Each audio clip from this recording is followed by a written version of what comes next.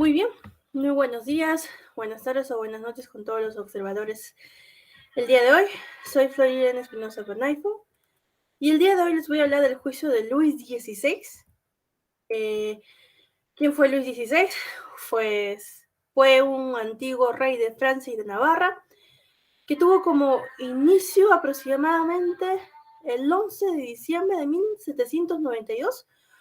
Fue más o menos el inicio de la fecha de lo que era el juicio a este rey, ¿no? A este antiguo rey Luis XVI. Cuando la Convención o Asamblea Nacional, cualquiera de los dos nombres era llamado, acusó formalmente de traición a Luis XVI.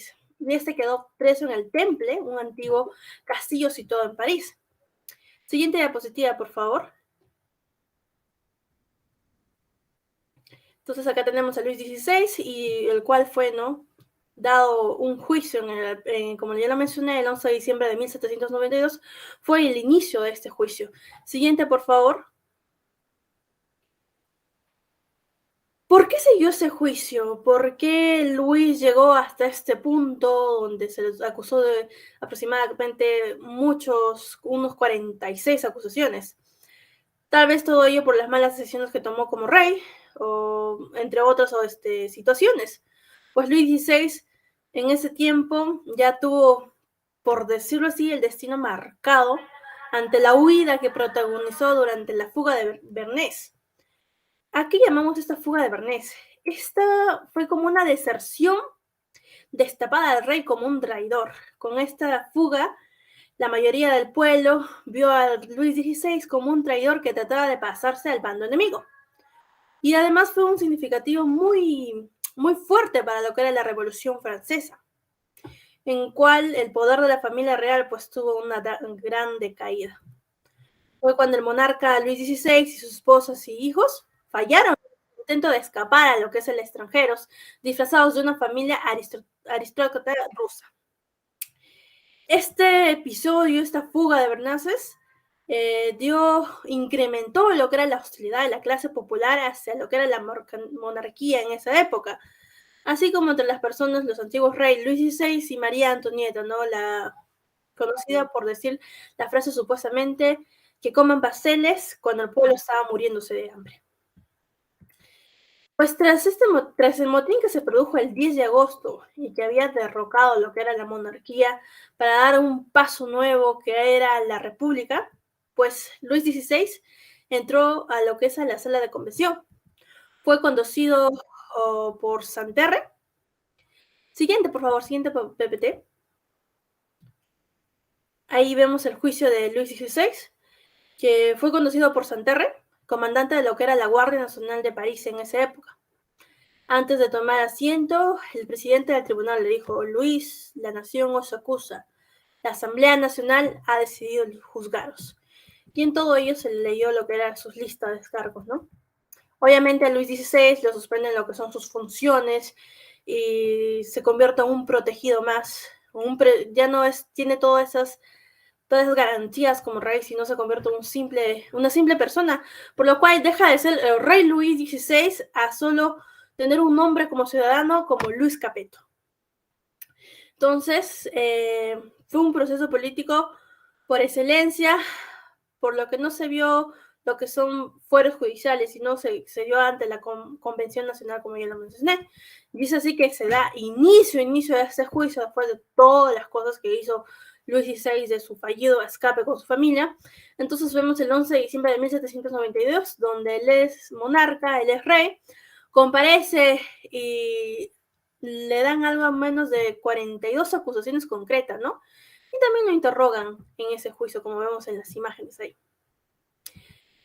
Tuvo varios abogados, 3 abogados para ser concretos, ¿no? Uno de ellos fue de Cese, que fue un abogado en esa época de profesión, que plantea una gran defensa para Luis en esa época, porque para él le dio la idea de que la única esperanza para que Luis sobreviviera era someter su sentencia a lo que era el veredicto popular. Además, no solo para el abogado o los abogados, sino para los girondinos de esa época, que era el grupo moderado, deseaban evitar una condena de muerte por parte de Luis, porque ellos pensaban que provocarían una guerra de todas las potencias europeas contra Francia, y por ello también reclamaron que la sentencia fuera ratificada por el pueblo, por un veredicto popular. Entonces, en su discurso del 28 de diciembre, Robespierre respondió advirtiendo que un llamamiento al pueblo para discutir este tema del tema sobre las votaciones de San Luis para que sea sometido si debería morir o no, no estaba de acuerdo. Unos y otros trataban de convencerse de que se debía lograr, otros que no se debía de dar, y pues se llegó a que sí iba a haber, empezó a haber dos bandos, ¿no? Unos que estaban de acuerdo con la votación popular y otros con que ellos deberían tomar el mismo bando. Y es ahí que el 15 de enero, y es ahí que se dio que sí se iba a entrar a votación para todos. Y vemos en la segunda imagen, donde las personas están votando, ¿no? Y es así que el 15 de enero tuvo lugar la primera votación. ¿Cuál era la pregunta acertada por la cual debían votar las personas? Era acerca si Luis XVI era culpable de conspiración. Entonces, de un total de aproximadamente 749 diputados, 691 diputados contestaron que sí. No hubo abstinencias que no votaron, ni en contra ni en favor, pero en todas las votaciones no hubo un desacuerdo, no hubo uno. Todos decían que sí, que era culpable. Entonces podríamos decir que después de esas votaciones, pues Luis XVI estaba echado a la muerte, que debía morir. Entonces, finalmente la mitad de los diputados vota porque se le aplique la pena de muerte inmediatamente. Ya después de haber aprobado que sí debía morir, ¿cuál era su pena? Perdón, que sí era culpable, ¿cuál era su pena? Su pena era la muerte. Entonces ya, Luis Capeto, ya no el gran rey Luis XVI, sino simplemente Luis Capeto, estaba condenado a la muerte. Entonces, ¿quién fue quien le dio esa dura noticia? La sentencia fue asumido por el más anciano de sus defensores, Madre Gervais. Siguiente PPT, por favor. Es así que el 21 de enero Luis es trasladado a una carroza desde la prisión del Temple donde estaba prisionero, donde queda encarcelado. A él se lo trasladan, pero queda encarcelado el resto de su familia real. Entonces es trasladado hasta la Plaza de la Concordia, llamada en esa época la Concordia, ¿no? La Plaza de la Revolución.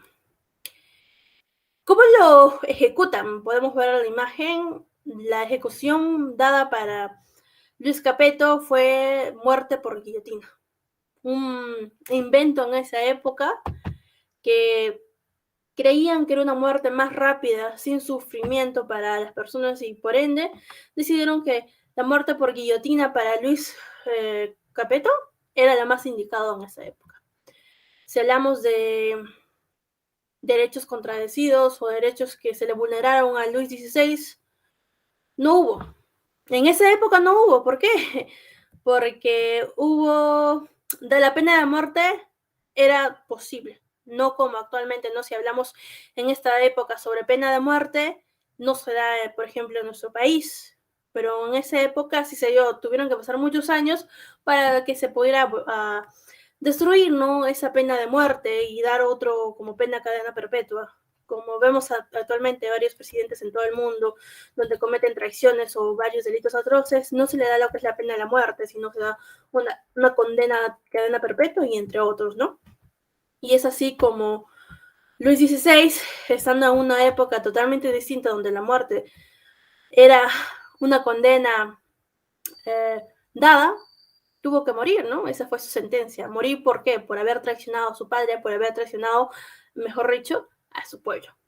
Es así como culmina el juicio de Luis XVI. Gracias. Siguiente, por favor. Gracias.